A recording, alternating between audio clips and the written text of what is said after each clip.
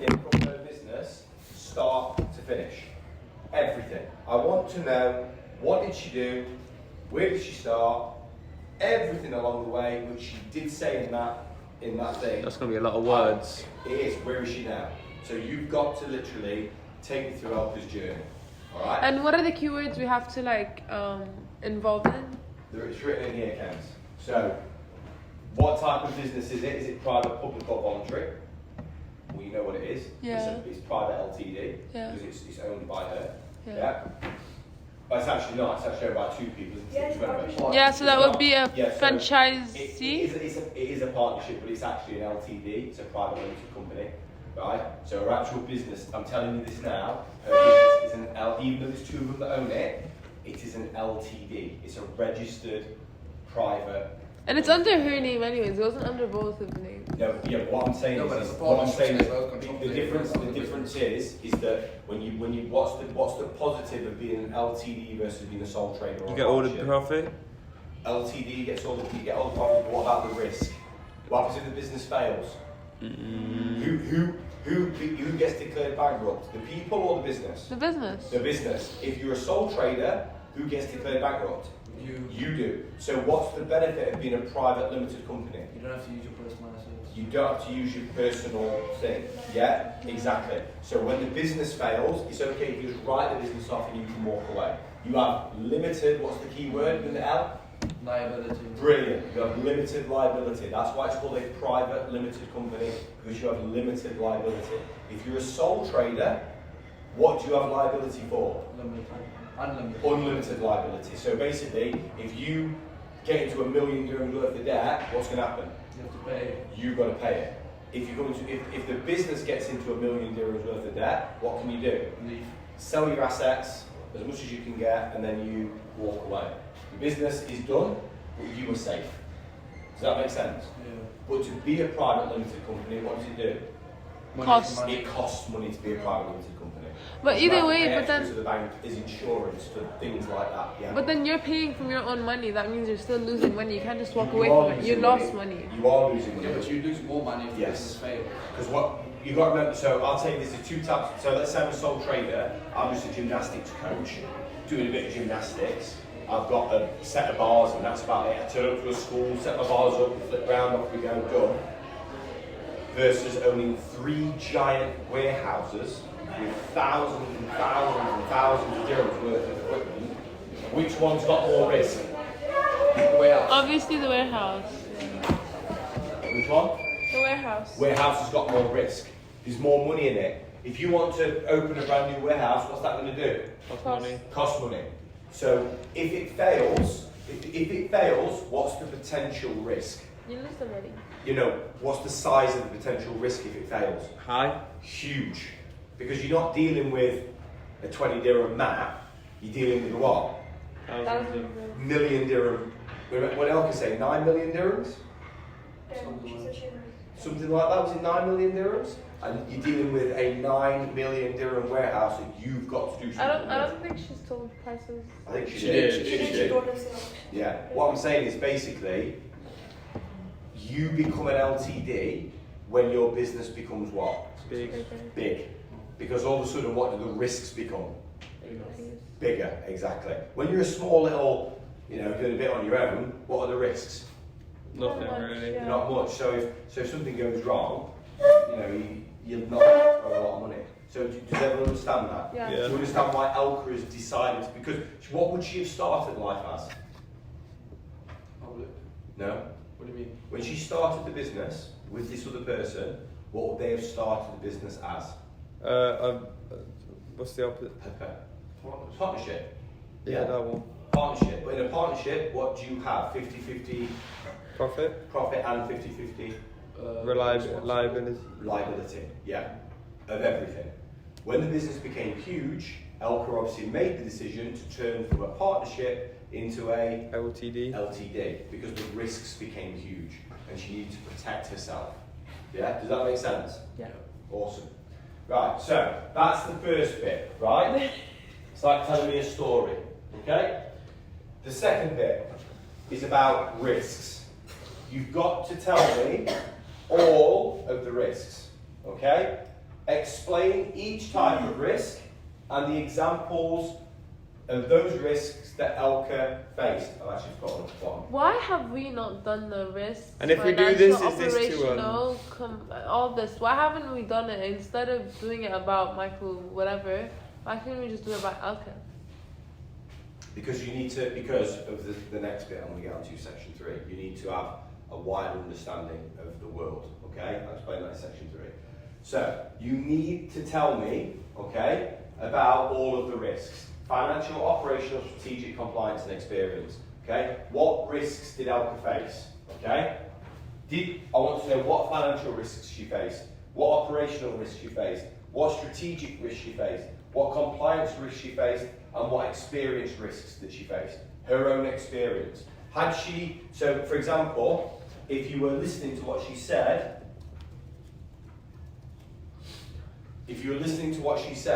what does Elka have back home before she even started this business? She had the sports. She went to a camp thing. And she set a camping business up that still runs now. Yeah. So if you were looking at experience, does Elka have some level of experience? Yeah. Yeah. Yes, but does she have experience of setting up a brand new gymnastics club? No. No. So straight away you've got things to talk about there, okay? So you've got to explain each type of risk and examples that Elka faced and suggest how she solved the problems. Now I'm going to tell you now what your biggest problem is as a group. Your biggest problem is that when you do something like this, you skip this bit here. You all do it. It's the most frustrating thing in the world for me. You skip this bit and you jump straight to that bit. If you're going to use a keyword, what must you do before you use the keyword? You've got to define it. Say what the word is. Yeah? Now what have you got here? What have I already provided you? The meaning. Keywords. The definitions, you donuts. I've already given you the definitions. Right? Here, if you're going to tell me that Elka's business is a private business, what have you got to tell me? What a private business. What a private business is, what an LTD is. You've got to define it first. If you're going to tell me that Elka's got a USP, what have you got to do first? Define what Tell me what a USP is. USP is. Do you remember last year when we first did our first 3 assignments and you told us pretend like you're explaining this to someone that is completely stupid, like they don't know anything Yes, about it. but you still don't do that. No, but we did it with that one assignment. We did it with the. You explain that. You do it on all your assignments. It's so annoying, right? When you write your assignments, you are at the minute pretending like you're explaining it to me, which is fine but the problem is you can't do that because explaining it to me, you explain it in a way that's to somebody who understands it in depth. But the whole point of assignment is not to do that. The point of an assignment is you showing off your knowledge. That's what an assignment is. You showing off. Going, look what I know. Yeah, that's what an assignment is. That's what an assignment is. It's, look at me, look what I know. That's what an assignment is. Because when somebody marks it that isn't me and hasn't taught this unit, what do they want to see? But you know what? That you know it. Now, if you write it like you would speak to me, you skip those bits because you go, oh, Mr. Larry knows that, so I don't need to tell him about that. Yeah? So you need to get that out of your head. What do you need to do before you give an example? Explain keywords. Explain or describe the keywords. Yeah? I know it gets repetitive because we've done this already before, but you are showing off your knowledge. Okay? The last bit. Right? The last bit. Now this is the bit. Sorry. This was you like a second ago. Yeah. Okay. So, mindset of an entrepreneur is the last bit. Highlight Elka's 8 strongest mindsets from this list. Okay? So you've got your list there. 8 of those. Any 8, your choice. Any 8. Right? Have we already done this? Yes. Yeah. Yeah. Why do you think we've done that? Why do you think we've already done it, Kenzie? So we're gonna put it in our assignment. Because what is my objective in your life? What do I try and make your life Easy. easier? I don't let you do work for the sake of it. Everything we do is to make the assignment easier. Right? It's almost like there's a plan. Right? You then need to give me real world examples of her doing each one. How was Elka creative? How was Elka confident? How was Elka positive? Right? And tell me why is that important? Why is it important for an entrepreneur to be positive? Why is it important for an entrepreneur to focus or have imagination or be able to persuade? Why is it important? And then the last bit, this is the distinction bit, for those of you that want the distinction, is you've got to compare her to another entrepreneur and then give your opinion on how they compare to each other. So how does Elka compare to another entrepreneur? Now you've looked at loads of entrepreneurs. So like Sir Alan Sugar. Possibly, yeah. Okay, how can I say the comparison between them both?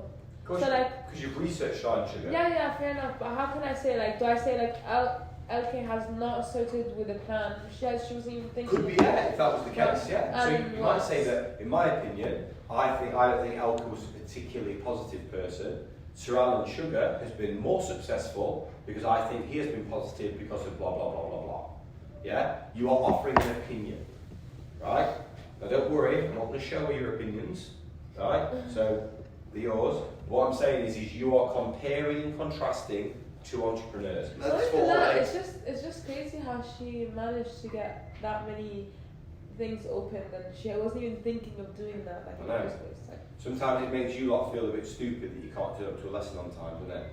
No, but I don't think her, like she says, she does have to go with the flow, but I don't think that works for everyone. And yet you can have about, and she can have about 50 businesses open and do a PhD and have 5 kids and rescue people from a war, and some of you can't turn up to lesson on time. Interesting. she rescues people from war. Did you miss that bit? I want to go to the Half army. her coach is Ukrainian, and when the war started in Russia, she flew all their families out of Isn't Ukraine that one of the things I wasn't saying? into Belgium and put them in her houses in Belgium. Yeah, but she didn't say that story. Oh, She did did. not? She did say that. She did say something like that, but not in that much detail. I've summarised it and told you exactly what I didn't understand But that's that. basically what she did. And also she's a coach in sevens. Player, she's the captain. Why? So how does But she she's a manage to do referee. all that? Because She's a referee and a because player. she works hard. Yeah, but I And explained to you guys. She didn't say And that the when we were business. here. Yeah, you know we went to another lesson with Mr. Sharp And she that was same there, day and but she they were came talking back. about something different. Yeah. A referee, she's a referee. Yeah. Yeah. She's a So referee. we learned more stuff about Yeah. it. So basically we no one. Yeah. So are you supposed to? So when you come, you do all 8, right? You have to do Big eight, yeah. all 8. There are 8, there are more than 8 there if you can count. But you have to choose 8 and then you have to write. You're pointing at us. Sadly, Russian. You're like an animal. Okay, right guys, so does that make sense to everyone? Yeah. Right, what I'm going to do as well as this, is to help you out as well, just as a reminder. I love doing your assignments. Like, Is can, actually, I'll do Who- it. Kenzie, have you got your recording on your phone with Elka? Yes, and I've also just got yours too. Aha. Excellent, good. Can you please